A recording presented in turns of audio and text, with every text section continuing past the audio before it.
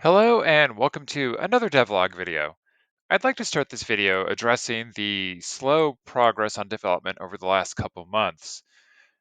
I had to get a certification for my work, and that involved a lot of hours outside of work studying and preparing for a test. It took the bulk of my free time, especially over the last couple months, and I'm happy to report that I did pass the certification exam that I needed to take, and I am now certified in something, which is great. But more importantly, I actually have time in my life to work on the game again. So expect more robust updates in the following months. Okay, so I bet you wonder what has been done. Actually, quite a lot under the hood has happened. With converting the game from Godot 3.5 to Godot 4.0, I ended up not necessarily converting things so much as rewriting every single line of code so far. I just found it too hard to look at anything I'd previously created and not acknowledge how much better and improved things could be. I mean, I kept the art, so that's something. It still counts as a conversion, right? But for instance, one of the biggest changes there is that enemy AI is no longer coded onto the enemy objects themselves. Each enemy AI is created as a standalone resource now and attached to monsters and enemies as needed. This means that I can give a fighter AI to an enemy to make it, aggressively chase opponents with melee favored attacks, or I can give that same enemy the archer AI, which will change their behavior to stay back away from the enemies and or their opponents and focused with any range attacks they can have. It's pretty big deal in terms of making the code for the enemies a lot smaller and simpler because all the AI decisions are kept on a separate resource that once that's done, I don't have to touch it anymore. I just attach it to the enemies when needed, and it's a huge time saver and it looks real nice and it makes it really easy to change the behavior on enemies without having to go deep dive into the code and re-remember everything I wrote. All right, so let's talk a little bit about the HUD. First of all, visually placeholders everywhere. I think I'll just go through each little section really quick. Up in the top left over there, you'll see that I'm switching from heart containers to a life bar. I just kind of like it better, and there's no real reason, and I may change that back. That's all placeholder art up there. I don't know. It's what I wanted to go with. Okay, that's not all entirely true. One of the reasons I am switching to a life bar for now, as opposed to heart containers, is that I don't know what the maximum life will be for the player, and it's a lot easier to represent that with a, percentage of a bar than it is for a mysterious number of hearts that you may or may not have. And it also makes it a little bit easier with interpreting scale of enemy damage and player defense and all that because it's just easier to mess with actual numbers than it is with fractions of heart icons. I might switch back to the hearts later. I do really like that. It's just that for right now, this is easier to deal with, and so that's the reason I'm going with that. If anyone has really strong opinions, let me know. I'm not married to either way. And up in the top right, we have our money, which has an icon that's way too big for coins. We have our potions, which I decided to leave up there because as opposed to managing potions within your inventory, just having it on the HUD for easy access for whenever you need to know how many potions you have, that's always great. Takes down to the whole pausing to open up your inventory whenever you're injured.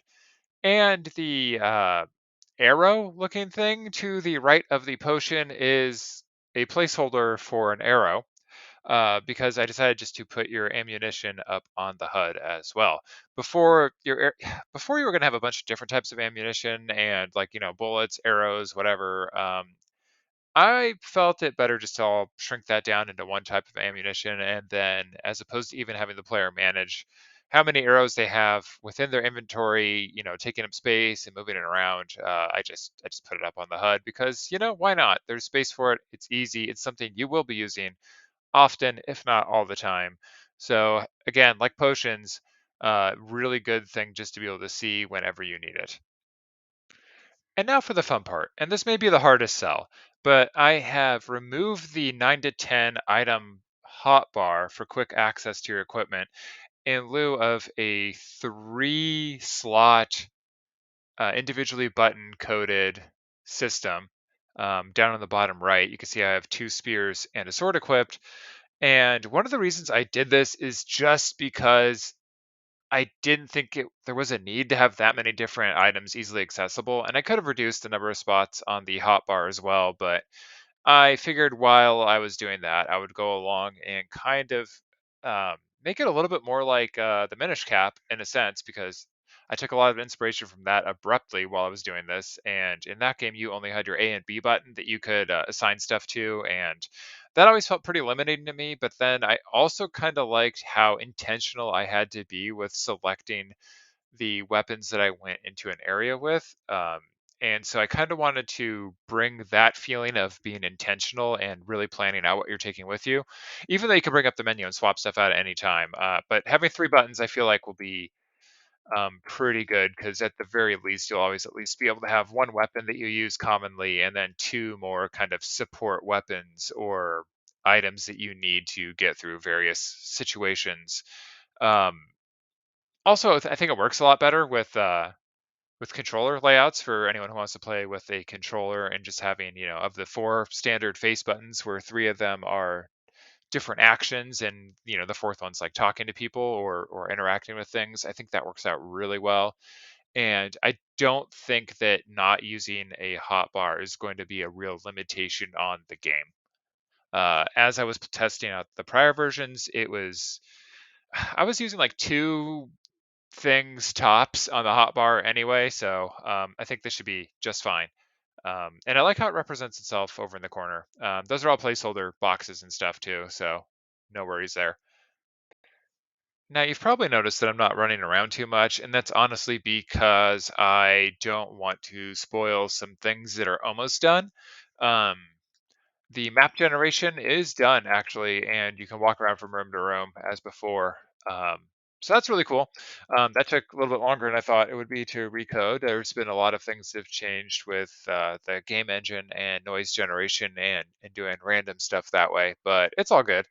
I am going to wrap this up though with a quick brief preview of the very work in progress menu system that I was talking about redoing, and I'm going to bring that up right now. And it's very layout inspired by Tears of the Kingdom and Breath of the Wild, including the live update of your character on the right hand side. Now, the great news about this is actually just the ability to use a controller or keyboard to select things in this inventory. Before the last system, it was only mouse driven, and if you were using anything other than a mouse with a keyboard, or a mouse with a controller, you basically couldn't do anything. And that was a big hurdle that I wanted to accomplish. And that's why I rewrote this and redid this myself. I am using the built-in buttons from Godot, and with each item there, you can just kind of pop up submenus, and that's the default font. And I'll change that later. And you can swap things out like that, and places go where they need to go. I have placeholder icons up top for each different category of your inventory, so there'll be, weapons, armor, your accessories, your list of materials for crafting stuff, a bestiary, and then the world map. And the center area does have a, kind of where it's placeholder text now, but that'll be where it shows if you're looking at something that's better or worse than what you have equipped now. And again, this is all kind of placeholdery, but I think this is pretty close to how it's going to look. It'll just look visually better, but in terms of where things are positioned and what things are there, I think that is going to be pretty close to what you're going to see.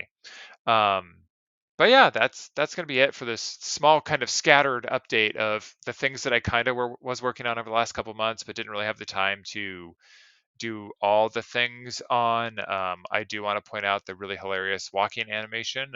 I did something weird when creating this, but I really like it, and I'm probably going to keep it because it looks kind of goofy, and that's really fun. And shields are back. I think I mentioned that before, but shields are back, and that's going to be interesting and fun for everybody. Yeah. All right. Well, I find myself rambling, and that is usually a good sign that I need to stop recording and do something else. I would like to say that again, I've been, very occupied over the last few months, and my free time is opening up again. So I will be able to give the attention to this game that it needs. once again. And this video is really just to do a quick overview of things that are underway.